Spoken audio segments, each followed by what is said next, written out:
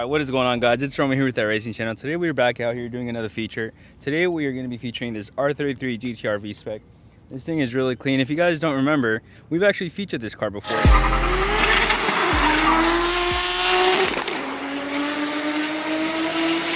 Alright, so what's going on, Scottie? Hey, what's going on, Romeo? Alright, so first off, this thing is just beautiful. You want to talk about the car, how much power it's pushing, talk about some of the modifications? Yeah, so it's very unexpected from the outside. Keep it looking stock. But right now it's sitting on some Nismo LMGT4 wheels with some NT05 Nittos wrapped around it, 275 radials. Underneath the hood we got a 2.8 liter stroker from Spool Imports. So I bought the engine from Australia with Spool Imports. They shipped it over to Japan. That's where it was assembled, in Okinawa. Got the head from Japan. It's a Napric built head with all of their internals, so their valves and their port and polish as well. It's got Tomei 272 cams, so it lumps a little bit. The valve train's SuperTech, so it's got a SuperTech valve train. It's got 70-pound springs in it. They're titanium retainers as well. Recently we put a single throttle intake on it, so it's got a 90mm throttle body now with the MPE boosted intake.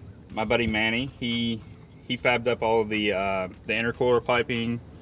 He also added this boost bracket because we were popping couplers on the dyno.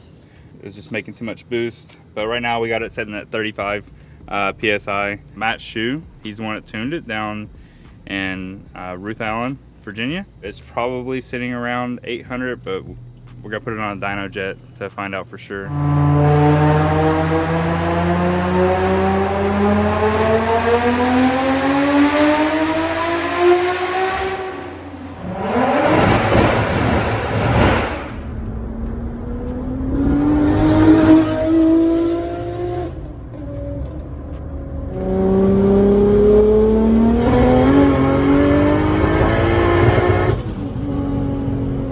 On the hot side, it's a Precision 6870 Gen 2. So they're billet shafts, billet wheels. Front, it's got a 4-inch Greddy intercooler. It's got ID 1700 cc injectors. It has the Platinum Racing Products trigger kit. So one thing on the RBs that guys have a lot of trouble with are ignition breakup and then also the crank trigger.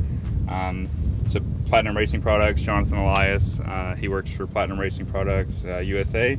He hooked me up with the trigger kit and with the cool kit. So it actually has R33 GT-R cool, so it helps with the ignition breakup. It's still got AC, so it still has AC, still has power steering. The turbo manifold, it has a 6-boost manifold, and it's 3-inch downpipe to a 3.5-inch Tomei titanium exhaust, no cats. You want to talk about the wiring system that you got installed recently, also the ECU, new ECU that you got? Yeah, so I went from a Platinum plug-and-play haltech ECU to an Elite 2500. So I bought the ECU through Wiring Specialties. They also hooked me up with a new main harness. So the main harness, it cut out a lot of the stuff that I don't have anymore. So like I didn't have mass airflow sensors anymore. So we cut out everything that I didn't need, and it only has what I do need as far as sensors goes. The car is nice, but it is 25 years old and stuff does get old and brittle. So it's nice having all new connectors and things like that. But on the inside, if you come around, we did install a new haltech dash. So it does now have the IC7 dash. That's new with the ECU. My buddy Manny, he mounted this on a magnet. So it actually pulls off, so you can actually pull the dash off. Oh, nice. And I can still get to the climate control. So Manny, he works up here right off base, right where I live, off Quantico. So he did all this fabrication on the inside as well. He added a bunch of sensors. It doesn't seem like he did a whole bunch of work, but I know he did a whole bunch of work, especially installing the dash and the ECU and mounting it up nice and neat. So it does have the stock transmission, but it has an OS Geek and gear set in it. The clutch is an ORC triple disc clutch. We deleted the clutch booster as well, so it's got a nice feel to it. It has a carbon drive shaft by Drive Shaft Shop, stock differentials, stock axles. The fuel system, we didn't really go over that, but in the trunk I have a nice radium fuel system. Oh. So we got a radium surge tank, and their their double pumper setup. It's AEM fuel pumps. They're the 044 type pumps, and it's got an AEM in-tank pump as well. It's a 340 in-tank pump, but then the two 044 types. But it has two fuel filters as well with the heat exchangers on them from Radium. They make really nice stuff. So it's got a 100 micron and a 10 micron fuel filter and a dash 8 feed line. So the feed line's a dash 8 and the return line's a dash 6. But it's pretty simple setup, but it works really well.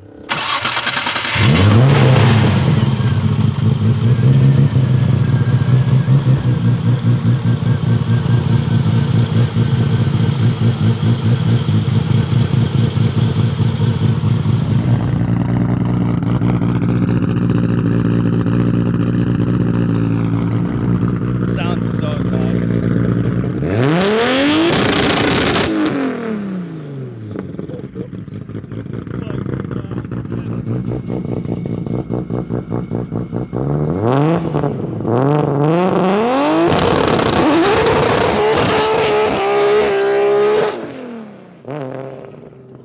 Holy shit.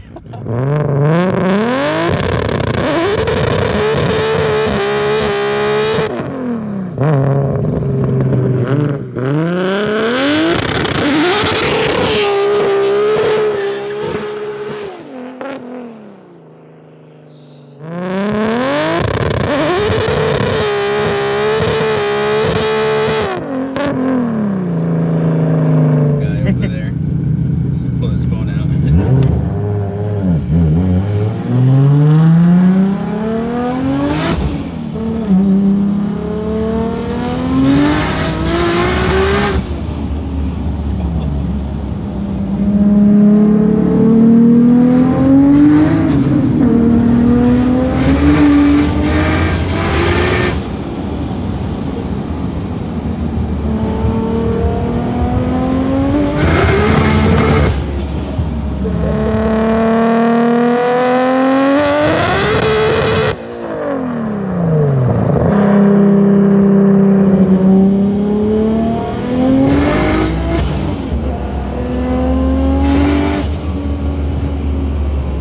That's like 40% throttle.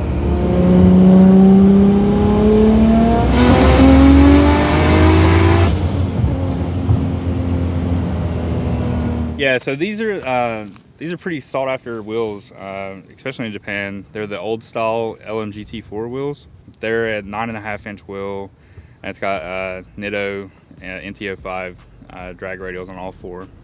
So it's squared wheel setup. For the track, I got some TE37s with some M&H Racemasters on them, some slicks, bias plies, 8.5-inch by 26-inch slicks. Speaking of which, do you have like a quarter-mile time, eighth mile time, any time at a track? It'll run 6.7 in the eighth at about 120 mile an hour. It's not an official time, so I haven't had it on an official track, especially a prep track. I haven't had it on a prep track. From what the car is making, it ran out to 160 in fourth on the dyno. We're thinking it would probably trap around 150 and around a 9, high 9, mid 9, depending on how well I shift it. Let's talk about the suspension. So what suspension you got done to this car?